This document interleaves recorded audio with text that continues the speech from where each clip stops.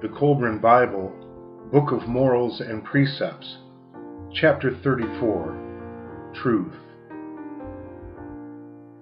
Truth is not a quality of earth, but an infusion from the greater region beyond the veil, where truth is manifested in purity. Here on earth, things do not disclose their true nature to the eye, for the things we see with the eye are as the eye sees them, and not as they are in reality and truth. The eye is a poor interpreter of reality.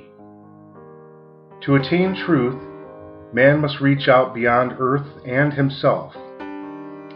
While he remains bound to earth, he may perceive the light of truth only dimly in its reflection from the source afar. Nevertheless, to strive for truth must be one of the main aims of life. Therefore, earth, the wise instructress, teaches man the nature of deceit and places it all about him, that he may observe its ways and learn to distinguish its illusions. It is in the nature of a game, wherein man tries to discover what is reality, so far with little success, for the road to truth lies through the thick forests of illusion and across the wide wastelands of deceit. Unlock the secrets of a stone, and perchance you will find a star. Open the body of water, and you may discover the heart of fire. Did not the men of olden times teach that our eyes deceive us in all things, that only the great eye can perceive all things in truth? The godlings of old, who lived beyond the great mountains, taught that man was not a solid being, but likened to a whirlpool in the midst of a moving sea. They saw earth as a movement within a movement, and life within life. And was not their wisdom greater than ours? The earth progresses in wisdom from generation to generation, but not all wisdom is handed down through the generations of man. There are losses as well as gains. Does the eye in the red alcove see things as does the mortal eye of man? Or are things different there at the window of truth? Truth and perfection unite in one, and neither is to be found in purity on earth. Yet though men desire truth, when she stands before them, they see her not. For the colored glass of illusion veils nothing as much as it veils truth. Truth is the cupbearer of the true God, and pours out full measure to those who uphold his decrees. At some time in their lives, the call comes to all men to bear witness to truth as they see it. The man who has truth for his toe line acquires position and estate, for he is a worthy man. Truth cannot be determined by the arguments of men. It is therefore not to be weighed according to their arguments, but their arguments according to the light of truth as it is revealed and known. Say not that truth is established by time, or that a multitude of believers makes certainty.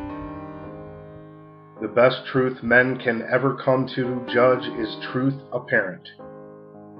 For truth in actuality cannot be manifested to men on earth. Then with regard to truth and falsehood, do they not appear alike in things beyond our understanding? How then could we decide between them, were it not for the whispers of our conscience? General opinion in the least proof of truth is the least proof of truth.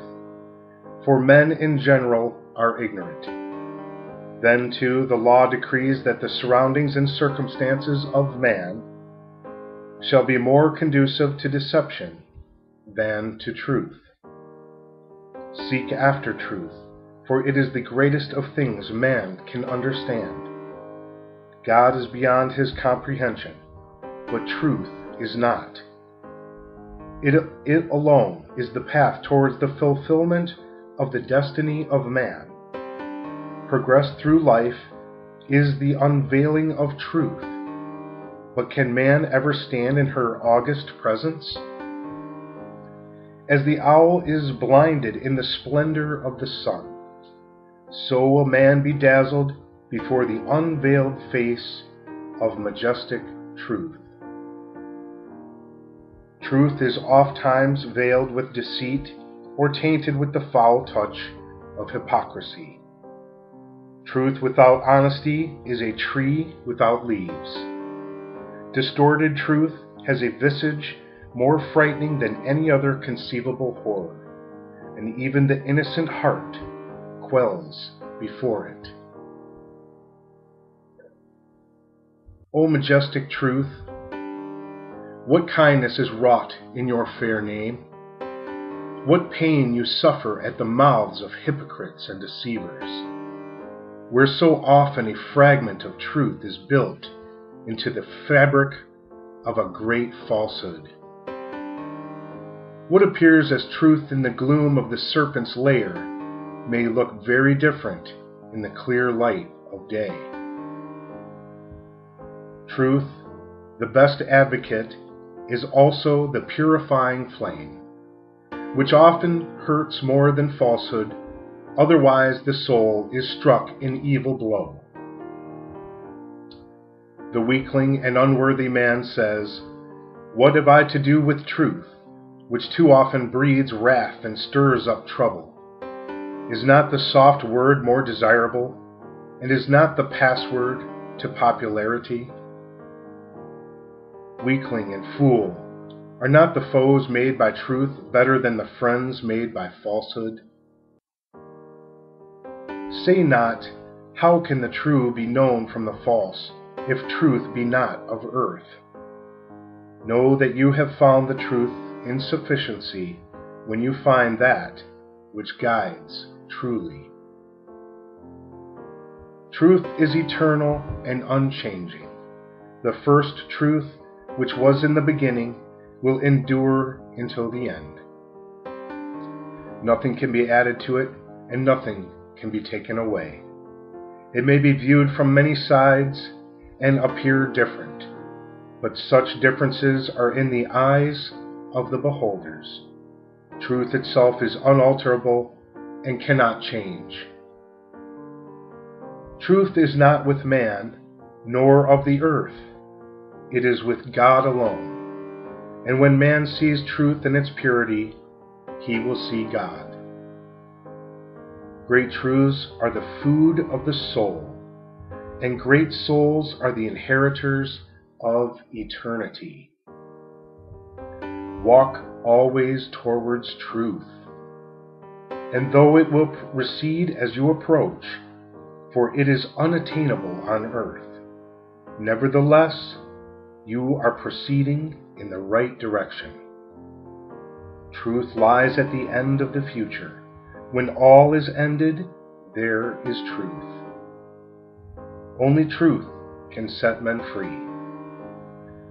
The day will come when man can be told openly about his real nature and destiny, and in that day his spirit will respond and unfold its glory like a flower bud opening to the sun. In that day he will accept that the change called death is but the port of departure to a greater sphere of activity. He will then understand what he really is and must become to fulfill his destiny.